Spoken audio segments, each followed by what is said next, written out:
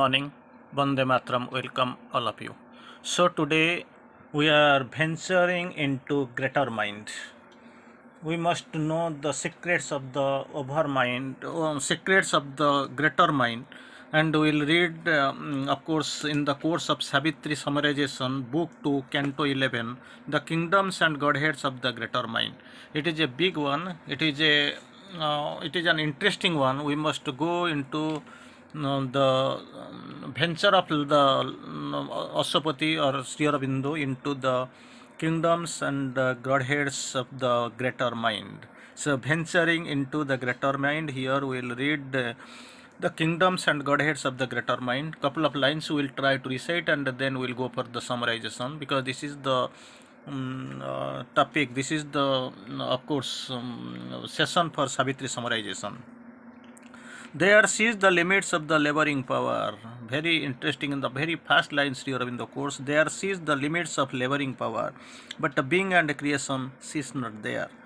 So again, let us Sri Aurobindo course for not by thinking, for the spirit is eternal and unmade.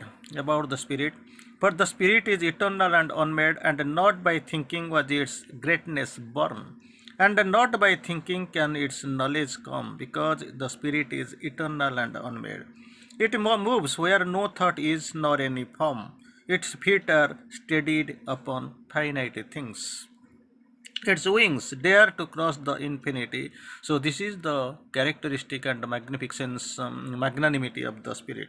Against here in the course, the splendor of ideal mind we are seen outstretched across the boundaries of the things known. So again, Sri Aurobindo goes little forward while describing the the beauty of the stanza canto. Sri Aurobindo quotes, in an air which doubt and error can't mark, with the stigmata of their deformity, nothing, with the stigmata of their deformity, which doubt and error can't mark. Again, Sri Aurobindo quotes beautifully in his glorious linings, glorious description, a faith in things that are not and must be, lives comrade of this world's delight and pain. So we can see few lines later on in this topic. A memory still seen from lost heavens of truth. A wide release comes in your, a glory calls. A might looks out an estranged felicity. So again we can find our present feels sometimes their regal touch. Our future strives towards their luminous thrones. Out of spiritual secrecy they gaze, immortal footfalls in mind's corridor sound. So we are going to have a brief discussion on this topic, and with a couple of lines later, we will try to go for the summarization. On meditations, mounting edge of trance, great stairs of thought climbed up to unborn heights, where time's last ridges touch eternity skies, and the nature speaks to the spirit's absolute. So this is the player. This is the great description. We are going to have a brief look into this great chapter, venturing into the greater mind. And the name of the topic is, of course, Book 2, Canto 11, Kingdoms and Godheads of the Greater Mind. So Sri Aurobindo quotes beautifully. It is a fine description on this plane for the planes of while venturing through the planes of consciousness. Asapati crosses beyond the limits of the human mind, limits of the human mind into the regions of the vaster transcending thought. So from the little mind venturing into the greater mind. This higher thought is allied to a vision facing the spirit eternal. Life, this higher truth is allied to a vision facing the spirit eternal. On these peaks are seen the glories of the ideal mind. Here actually you can find and you can of course face the glories of the ideal mind. Here this ideal mind, you see, you feel this ideal mind. This ideal mind is the source and inspirer of the great hopes and movements of the earth. This is a great thing, this ideal mind we quote upon. This is the source and inspirer of all the great hopes and movements of the earth. It is a bridge between man and God. Very interesting. It is a bridge between man and God. In this world dwell the gods actually of whom we are expecting to know, who are the forms taken by the truths of the spirit. Here are the truth ideas. Here are the truth ideas that figure creation below. Their light and influence touches human world. It is beautiful. Their light and influence touches human world and moves to it. Then they gather effort. The source of human faith in progress and perfection lies here. So the speciality of this realm is the source of human faith in progress and the perfection lies here. That is a great thing. Again, Sri Aurobindo course tries to explain the beauty of the realm upon which actually we are stressing more. This is actually the ideal mind. It is actually the bridge between man and God. We can find in this world dwell the gods who are forms taken by the truths of the spirit. So spirit is given more stress here. Letters here in the course, man is an alien to these regions, belongs to them on their heights. Naturally, who are conscious, who are on the heights, who are actually elevated. In this condition of the ignorance, he is exiled from there, but his thought carries the memory of the origin. Although exiled, his thought carries the memory, and the memories of a rare communion is enlived by the light and force. So this memory, it is a great memory, of course. Yet human will and sense are barriers to the flow of the greatness from above. Human will and sense, two things here in the course. Human will and sense act as barriers. It opposes to the flow of the greatness from above. The soul in man again, the soul in man, however, can climb to these luminous heights. This is the difference. Will and sense, they are creating barrier, but the soul of man can climb to the greater heights. Again, we are going a little bit forward. Ashwapati enters into this realm and sees the pure worlds of thought, where knowledge is a leader of the thought and substance. Leader is the thought, knowledge is the leader of thought and substance. And this is the pure worlds of thought, and knowledge is the leader of the thought and substance. Where feeling, again, where feeling responds steadily to the call of truth. Form, we can see various things. Feeling responds readily to the call of truth. Knowledge is the leader of thought and substance. Form is a self-shaping of the creative ray, and the will, we can find a conscious vehicle of the gods. This is the great description of this great uniqueness of this realm. The worlds of thought, pure, it is the pure worlds of thought in one way. Knowledge is the leader of the leader, and the thought is the substance. Leader is the leader, and the thought the substance. We feeling responses readily to the call of truth, and the form is a self-shaping of the creative ray. Will, a conscious vehicle of the gods, and here life becoming the scintillation of the consciousness, joy and bliss. Again 3. So this is a great description from here. Life is beaming with still scintillations of consciousness, joy and bliss are natural here. We can find is a great description here. Again, further up on the higher levels of thought, he espies newer heights, from one height to a newer height, where time touches the horizons of eternity and nature communes with the spirit. So on the top, Sri Aurobindo quotes in two brilliant ways.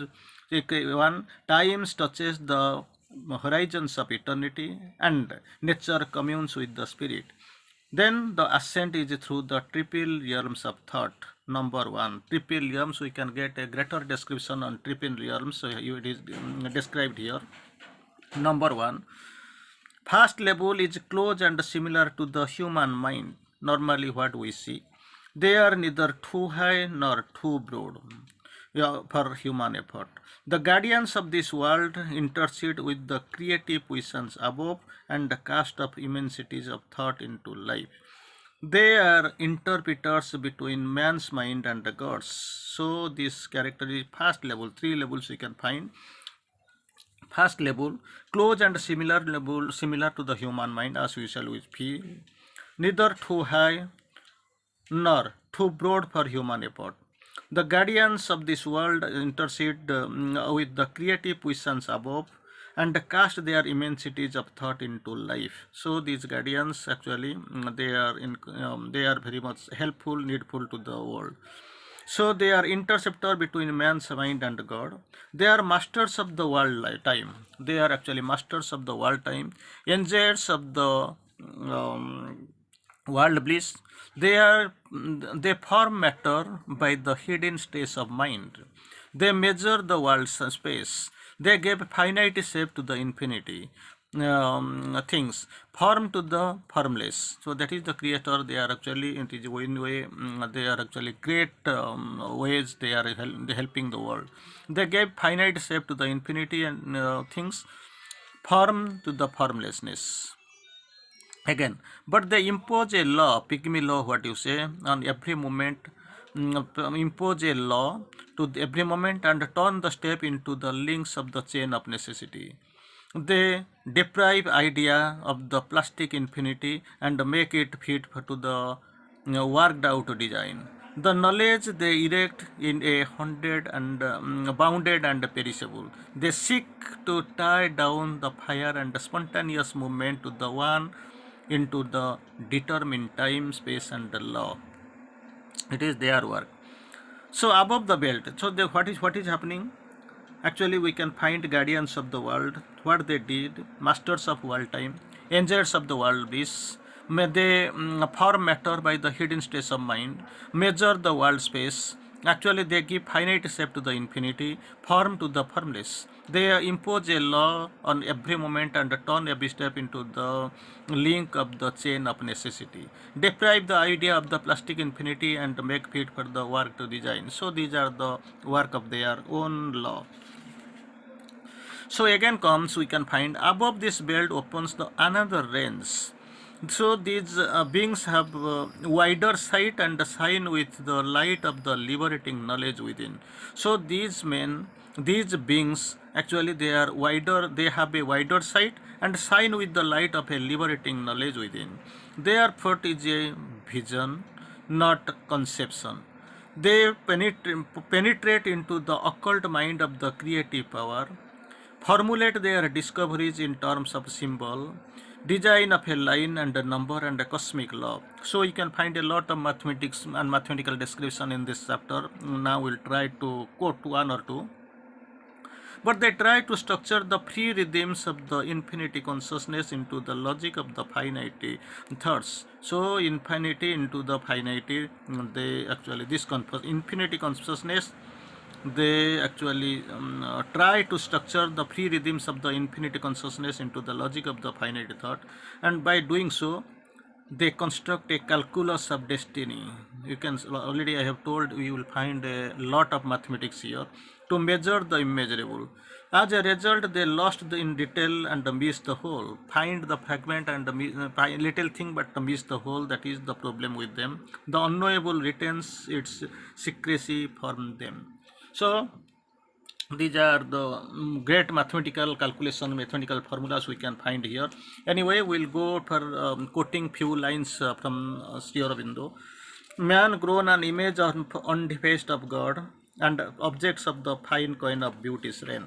Then Sri Aurobindo quotes here, King children born on wisdom's early plane, King children born on wisdom's early plane, taught in the school world making's mystic ray. Again we can find the limitation built, oneness was carved, so beautiful that the description is that we can find here. Almost it is really unique. The all containing was content in form. Oneness was carved into units measurable. Oneness was cast into units measurable. The limitless built into a cosmic sum. Unending space into was bitten into a curve, indivisible time into small minutes cut, the infinitesimal must to keep secure the mystery of the formless cast into form. Just now we were quoting, and this is the glorious description from Sri Aurobindo. Again, we can find the touch of some fixedness. Knowledge was rebuilt from the cells of inference. Knowledge was rebuilt from the cells of inference into a fixed body, flask and perishable. So, later we can find they tied to date and the norm and the finite scope the million mystery movement of the one. So this is a timeless spirit was made the slave of the hours. The unbound was cast into prison of birth to make a world that the mind could grasp and rule. So again we can find the about the mathematics and science. We can see here that a great description, really great. Many of the times we try to quote it again. High architects of possibility and engineers of the impossible. That great description you can have glimpse the description, read it and enjoy it. High architects of possibility and engineers of the impossible, mathematicians of the infinitudes and the theoricians of the unknowable truths. They formulate enigmas, postulates and join the unknown to the apparent worlds. So later we can find the description.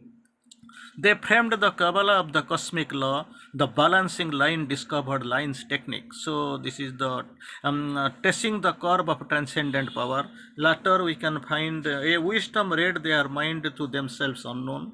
Their anarchy rammed into a formula, and from their giant randomness of force, following the habit of their million paths, distinguishing each manifest line and stroke of a concealed, unalterable design. Later we can find some portions while describing. Later, out of the chaos of the invisible moods. Already I scored so many mathematics you can find here. Out of the chaos of this, the invisible moods derived the calculus of destiny. Calculus of destiny. Calculus, if you are acquainted with the mathematics and all, calculus is you definitely will be aware of. So then later we can find for the birth and the death of the world they fixed a date. The diameter of the infinity was drawn, measure the distance arc of the unseen heights and visualize the plumbeless, viewless depths. So mathematics and all sciences in many ways we find here as described by Lord. Most of the times we feel Sri Aurobindo was the literarian and he was a great lover of literature, poems and all, creative thinking. But actually here you can find the very much glimpse of the mathematics, science and all in this chapter. Anyway, we'll try to move forward. Still higher are the kings of thought.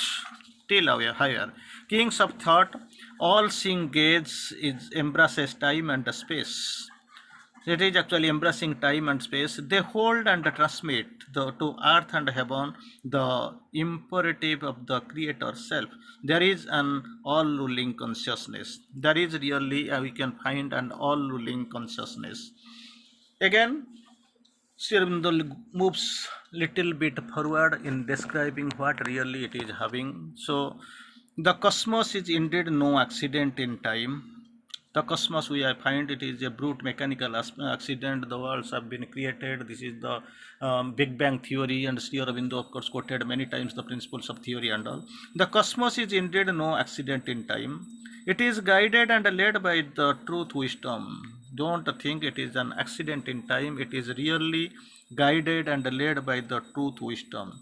The seed of creation sprouts from being of the eternal. The seed of the creation sprouts from the being of the eternal and shaped into birth and growth by the creative gaze of the absolute. So this is a thing. Nothing has been all accidental, all brutality, nothing is there. So there is a truth wisdom. The truth of creation which is actually guided and led by the truth of wisdom, no accident in time. The seed of the creation sprouts from the being of the eternal. From the being of the eternal, we can find the seed of creation sprouts and shaped into birth and growth by the creative grace of the absolute. Creative grace of the absolute. So nothing is only unfamiliar, or what you say or what you take and how you feel, something like a brutal or accidental, it has taken place. There is a secret power in things compelling the secret power again, because you are in truth, wisdom, then absolute. We can find there is a secret power in things compelling the concealed Godhead to emerge. That is a very much interesting line and important line. We can see very much prominent line here. We can find there is a secret power in things compelling the concealed Godhead to emerge. Even nature's ignorance is truth instrument. Here nature's ignorance is also a truth instrument. The supreme will works out. Here the supreme will works out in the guise of destiny, and the mortal grows towards the immortal. So with the will of the divine, by the impulsion of the secret force, there is actually everything is moving towards the immortality. The truth of the spirit, however, is hidden, and it reveals. The truth of the spirit is of course hidden, and it reveals itself only to the inner eyes beneath the ego. Again, so we can find everything, nothing is vain. A secret will, secret power, absolute, the touch of the supreme, it is actually shaping, of course, leading and elevating the earth upwards. The feet escape, fact escapes human thinking, which seeks for a rule where free wisdom works. Actually, you can find that will, that is where the free wisdom works, and which alternates between chance and the law as the truth of life. So here Sri Aurobindo in this line, actually a lot of things are there. We have to learn in a very hesitating way. We should not take it. We must be very much concretized. The fact actually escapes the human thinking, which seeks for a rule. What is that rule? Where the free wisdom works. Rule where free wisdom works, and which alternates between chance and the law, alternates between chance and law as the truth of life. Again, Sri Aurobindo goes forward with little insight, of course, typical description. The kings of thought attempt to grasp with the thought of the truth absolute. The kings of thought attempt to grasp with the thoughts of the truth absolute, to capture reality in the abstractions of the conceptual mind. So the kings of thought attempt to grasp with thoughts of truth absolute, thoughts of truth absolute, to capture the reality in the abstractions of the conceptual mind. They actually eliminate sense, form, sound. They eliminate three things: our sense, form, and the sound, and they make a vacuum to hold the one. So their attempt to hold, their labor, their mission is to hold the one. They arrived at the austere negation as the meaning of all. Zero of this as this. So you can find zero. They arrive at an abstract negation. From negation I can find zero also. And then such is the play of the gods of thoughts, that is Leela. Such is the play of the gods of thought, trying to snare truth into the concept and the phases, trying to snare the truth into concept and phrase for the delectation of the thinker. So trying to snare the truth into concept and phrase. Again, truth is sought to be imprisoned in the cabin of the human mind. So they try to ensnare it, imprison it. Truth is sought to be imprisoned in the cabin of the human mind, and made the instrument of the human deformation of this world. Again, in response to all these seekings from below, there is seekings. In response, when there is seekings, there is seekings. To all these seekings from below, we can find the truth goddess appears to yield herself somewhat, and consents to dwell on earth. So that is the thing, that is a great thing we can find. We have yearning from down, from below. We are calling from below, and there is an answer. However, in response to all these seekings from below, From below we can there is seekings we often we find, and the truth goddess appears to yield herself to some hand and consents to dwell on earth. When there is a call, there is a truth, there is an invitation. Of course, there is a response from above, and consents to dwell on the earth and install her presence in the human breast, where they will come and where they will stay inside the human breast. Man gives her a shape according to the own mind. So this tooth goddess, she has to come. She consents to come. One needs to install her presence in the human breast. Then what actually here what happens? Man gives her a shape according to their shape, according to their mind and the self. Already we know many gods, many temples, many shapes we can find here and there. And the clothes are in the idea. Each one thinks his is the sole truth. So there is a call, there is an inspiration, there is of course one seeking from below, and there is an answer. There is a consent from the top of the truth goddess to dwell in the earth. And after getting this consent here on these inhabitants, who the seekers, what they do, give her a shape according to their own mind and self. According to their own mind and self, they give her a shape. Not only like this, clothes her in the idea. So that is, everything is ideal, everything the mental phenomenon, everything as according to their choice, they give a shape.